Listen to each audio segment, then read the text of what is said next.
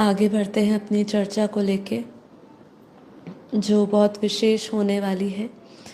जैसे मैंने कहा पहले, आज हम पहले पड़ाव में यही समझते हैं कि ये तीन कौन है, दृष्टा, दृश्य और दर्शन।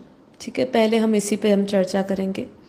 तो आप ध्यान से मुझे सुनते जाइएगा, ठीक है, बहुत बारीकी से समझिए। यदि किसी के अंदर प्रश्न है तो बहुत ध्यान से सुनिएगा, योग युक्त होकर सुनिए, आत्मस्वरूप में स्थित होकर सुनिए। और जो भी आपकी बुद्धि में पहले से ही इसके बारे में कुछ नॉलेज है उसको थोड़ा साइड में रख के करिए। कभी कभी हमारा जो प्री नॉलेज होती है हम उससे अलग नहीं होना चाहते हैं, तो इसीलिए कभी कभी हमें समझ नहीं आता, क्योंकि इनमें इतना अति सूक्ष्म भेद है ना कि इसको जानना थोड़ा सा कठिन हो जाता है। अब यहाँ पे कह रहे हैं कि ये तीनों हैं, दृष्टा, दृश्य और दर्शन। ये सब की साक्षी एक ही है, ये सब की साक्षी एक ही है। इसलिए दृष्टा, दृश्य, दर्शन से अलग है साक्षी। ठीक है, इसी पे ही हम चर्चा कर रहे हैं कि ये अलग क्यों है। दृष्टा, दृश्य और दर्शन पहले समझना होगा। दर्शन एक क्रिया है, दृश्य प्रकृति है, 5 तत्वों से बना एक खोज, एक खेल है जो प्रकृति में हर पल बन रही है। दृष्टा बुद्धि है। ठीक है, दृष्टा क्या है? दृष्टा बुद्धि है। हर एक दृश्य को किस भाव से देखना है वो बुद्धि निर्णय लेती है। ओके, स्टेप बाय स्टेप जाएंगे। तो दृष्टा क्या है? वो एक बुद्धि है जो किस भाव से देखना है, किस भाव से जुड़ना है, वो बुद्धि निर्णय लेती है, मतलब वो दृष्टा निर्णय लेता है। इसलिए हर दृश्य को हर एक आत्मा अलग अलग दृष्टि से देखती है।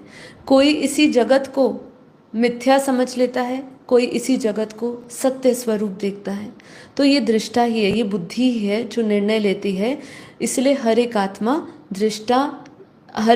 दृष्टि से अलग अलग दृष्टि से देखता है। ज्ञान के हिसाब से दृष्टा का भाव हर पल परिवर्तित होता रहता है। जो दृष्टा का भाव है, दृश्य जो देख रहा है, उसका हर पल परिवर्तन होता रहता है। तीनों, दृष्टा, दृश्य या दर्शन, ये सब प्रकृति में क्रियाएं हैं। दर्शन ज्ञान इंद्रिया का कार्य है। दर्शन हमारा जो ज्ञान इंद्रिय है, हमारी इंद्रियों का कार्य है। दृष्टा बुद्धि का कार्य है और दृश्य प्रकृति से बन रहा है। ध्यान से समझते जाइए। जहाँ आपको लगे अटक रहे तो मैसेज करिए कमेंट बॉक्स में, तो मैं उसको दोहराऊंगी। दर्शन इंद्रियों का कार्य है, दृष्टा बुद्धि का कार्य है और दृश्य प्रकृति में बन रहा है। क्या दृश्य बनेगा ये तो कर्म सिद्धांतों पर है।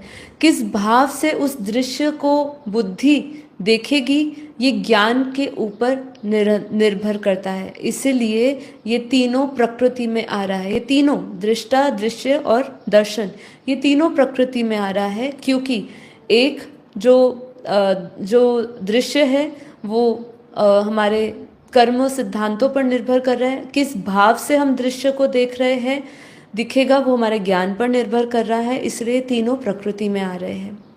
ओके, ये तीनों तभी है जब मैं हूँ। ये तीनों तभी तक अस्तित्व में है जब मैं हूँ। जहाँ मैं नहीं हूँ वहाँ ये तीनों नहीं है। अर्थात मैं के बिना ना दृष्टा है, ना दृश्य है और ना दर्शन है। अर्थात दृष्टा, दृश्य और दर्शन का अस्तित्व मैं से ही है।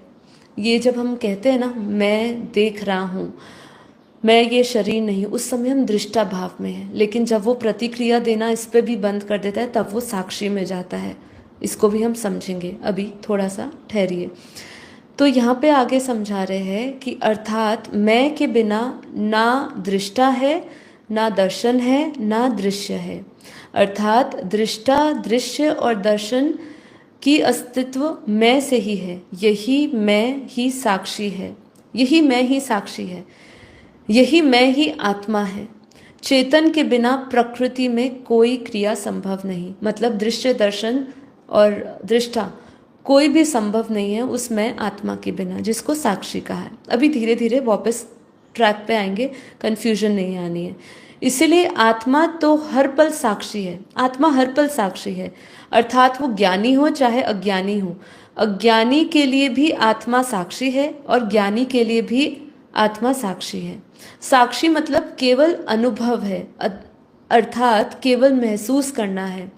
जब तक आत्मा ज्ञान समझता रहता है तब तक वह तीनों में रहता है। जब तक उसमें वो ज्ञान समझता रहता है, ध्यान से, जब तक वो ज्ञान समझता रहता है तब तक वो तीनों में है। वो दृष्टा बना हुआ है, दृश्य में भी विचर रहा है, दर्शन भी कर रहा है। लेकिन जैसे ही वो ज्ञान स्वरूप बन जाता है तब आत्मा केवल साक्षी बन जाती है। वही आत्म स्वरूप है, वही प्योर कॉन्शियसनेस है। तब कोई प्रतिक्रिया नहीं होती। मतलब जब हम माइंड के खेल से चल रहे होते हैं, इंटेलेक्ट लेवल पे होते हैं, तो दृष्टा होते हैं। लेकिन जैसे ही वो कोई प्रतिक्रिया नहीं देता है, जब वो ज्ञान स्वरूप में हो जाता है, जब वो आत्म स्वरूप में हो जाता है, तब वो साक्षी बन जाता है। केवल अनुभूति है। क्या है? तब वह प्रतिक्रिया नहीं है, तब वो कोई प्रतिक्रिया नहीं है, केवल अनुभूति है। दृष्टा अर्थात बुद्धि, ध्यान से समझिए, दृष्टा अर्थात बुद्धि, दृश्य अर्थात मन और दर्शन अर्थात इंद्रियां। ये तीनों के अस्तित्व तो आत्मा से ही है। तो मन, बुद्धि और इंद्रियां, इनका अस्तित्व कब तक है? आत्मा से ही है ना। तो वही आत्मा साक्षी है। ये तीनों का कार्य फिक्स है। दृष्टा जो देखने वाला है, जो बुद्धि है, बुद्धि ही सभी को जज करती है। इसलिए कहा है कि इसके अंदर ये हम माइंड यूज करते हैं, इसमें इंटेलेक्ट यूज करते हैं, इसमें कभी कभी अहंकार शेष रूप से देखा जाता है, छोटे से हल्के से रूप में अहंकार पाया जाता है, इसीलिए इसको कहते हैं। ये तीनों का कार्य फिक्स है। दृष्टा ही देखने वाला है जो बुद्धि है, बुद्धि ही सभी को जज करता है और निर्णय लेता है, और दृश्य को कैसा देखना है ये वो निर्णय लेता है। दृश्य मन का कार्य है, अर्थात मन नहीं जुड़ेगा तो कोई दृश्य नहीं होगा। अर्थात सामने होते हुए भी हम उस दृश्य को देख नहीं सकते हैं, अगर आपके मन ने ये निर्णय कर लिया कि मैं उससे नहीं जुड़ूंगा, वही साक्षी हो जाता है। फिर दर्शन करना इंद्रियों का कार्य है। इंद्रियां सूक्ष्म है, वह स्थूल इंद्रियों से परे है। ज्ञान स्वरूप में ये तीनों की साक्षी है। क्या बोला? ज्ञान स्वरूप, आत्म स्वरूप में ये तीनों के साक्षी है। साक्षी मैं आत्मा बन जाती है और कोई प्रतिक्रिया नहीं करता तो प्रकृति में सारी क्रियाएं बंद हो जाती है। मतलब दृश्य समाप्त हो जाता है और दृष्टा साक्षी दृष्टा हो जाता है। ठीक है, यही बहुत सूक्ष्म से सूक्ष्म भेद है। ठीक है, प्रतिक्रिया का अर्थ है संकल्प। मतलब हम जब कोई संकल्प करते हैं, हर एक प्रतिक्रिया एक अनुभूति है। ठीक है, हर एक प्रतिक्रिया की एक अनुभूति है। यह अनुभूति ही ज्ञान स्वरूप है और यही साक्षी भाव है। अपने हर एक संकल्प के ऊपर अटेंशन रखना साक्षी भाव है। दृष्टा जब तक है, जब तक दृश्य रहेगा, दर्शन क्रिया चलेगी। जब दृष्टा तब तक है जब तक दृश्य रहेगा। जैसी दृश्य मिट गया, दर्शन क्रिया चलेगी ही नहीं। मतलब दर्शन मतलब इंद्रियां हमारी निष्क्रिय हो जाएगी। जब दृष्टा यानी बुद्धि में मूल आत्मा की का स्वरूप प्रकट हो जाता है, ध्यान से समझिए, एक बहुत इंपॉर्टेंट भेद और क्लियर होगा। जब दृष्टा यानी बुद्धि में मूल आत्मा का स्वरूप प्रकट होता है, तभी दृष्टा का अस्तित्व खत्म हो जाता है। तो जब आपके अंदर आत्म स्वरूप प्रकट होता है, जब आप अपने आत्मा मूल स्वरूप ज्ञान स्वरूप में प्रकट हो जाते हो, उसी समय दृष्टा का अस्तित्व खत्म हो जाता है। जब तक प्रश्न है तब तक दृष्टा है। ठीक है, तब सारे प्रश्न का उत्तर मिल गया, तब दृष्टा मूल चेतन में विलीन हो गया और तब दृष्टा और दर्शन क्रिया भी समाप्त हो गई। दृश्य भी और दर्शन क्रिया भी समाप्त हो गई। तभी केवल अनुभूति रहता है, कोई प्रतिक्रिया नहीं होती। ऐसी आत्मा जीवन मुक्त आत्मा है। वही सृष्टि के हर कारण को जान जाता है और केवल साक्षी बन के रहता है और अपना प्रारब्ध जब तक है तब तक इस धरती पे रहता है। साक्षी भाव केवल परम ज्ञानी है जो सारे कारण को जान लिया है और उससे कुछ जानने को बाकी नहीं रह गया है। वह जानने का अर्थ है अंतःकरण में डायरेक्ट अनुभव करेगा, जिससे बुद्धि अति सूक्ष्म, अति शुद्ध और सूक्ष्म बन जाती है, जिससे बुद्धि कोई संकल्प की सर्जन नहीं करती है। तो ये वो परम अवस्था है जहाँ बुद्धि भी कोई संकल्प नहीं करती है। तो दृष्टा जो होता है वो संकल्प, वो क्रियाएं में आता है, वो दर्शन में आता है, वो दृश्य में आता है, वो उसमें विचरता है। तो ये हमने समझा कि जो दृष्टा है वो बुद्धि है, दृश्य जो है जो वो मन है, और जो दर्शन है वही इंद्रियां हैं। तो वो इन सभी का वो साक्षी है, वो इससे परे है, वही साक्षी भाव है, वही साक्षी दृष्टा है, और वही जो है अवस्था है जहाँ हम आत्म स्वरूप, ज्ञान स्वरूप को उपलब्ध होते हैं। साक्षी भाव केवल परम ज्ञानी है जो कारण को जान लिया है, ये हमने पढ़ लिया। धरती पे इसके भी निरंतर अभ्यास करना पड़ता, इसका भी निरंतर अभ्यास करना पड़ता है। सारांश में समझे तो साक्षी आत्मा है, दृष्टा बुद्धि है, दृश्य मन है और दर्शन इंद्रियां हैं। आत्मा चेतना है जो सबकी साक्षी है। साक्षी दृष्टा का अर्थ है आत्मज्ञान से हर दृश्य को देखना, लेकिन उसके ऊपर है केवल साक्षी बन जाना, उससे भी ऊपर है केवल साक्षी बन जाना। कर्म योगी साक्षी दृष्टा बन के कर्म करता है। कर्मयोगी साक्षी दृष्टा बन के कर्म करता है, क्योंकि कर्म करने के समय बुद्धि में उचित जजमेंट लेना पड़ता है, जिससे निष्काम कर्म कर सकता है। तो निष्काम कर्म कब करेगा, कर्म योगी कब बनेगा, जब वो साक्षी दृष्टा होगा। क्योंकि जब वो बुद्धि का विवेक या बुद्धि इस्तेमाल करेगा तो वो सही उचित जजमेंट लेगा, तो वही तभी वो निष्काम कर्म कर पाएगा, तब तक वो दृष्टा है। पर जब वो उसमें साक्षी में चला जाता है, अर्थात जब कोई वो प्रतिक्रिया नहीं देता, तो वो साक्षी भाव में जाके पूर्ण आत्म चेतना में स्थिर हो जाता है। समाधि में केवल साक्षी बन जाता है, अर्थात केवल अनुभूति करना, यानी स्मृति को जागृत करते रहना, कोई प्रतिक्रिया नहीं करना। बुद्धि जिस तरह देखती है, जिस तरफ देखती है, उसका ज्ञान या अनुभूति आत्मा कर लेती है। यदि प्रकृति की तरफ देखती है, मतलब यहाँ पे बुद्धि मतलब दृष्टा, ठीक है, दृष्टा जिस तरफ देखता है उसका ज्ञान या अनुभूति आत्मा करती है। यदि प्रकृति की ओर देखता है तो प्रकृति के बारे में आत्मा जान जाती है, और खुद की तरफ देखता है तो आत्मा के बारे में जान जाता है। इसलिए बुद्धि को केवल दिशा परिवर्तन करना है। इसलिए इंद्रियों से सूक्ष्म और मन से भी सूक्ष्म बुद्धि है, और बुद्धि से भी सूक्ष्म आत्मा है।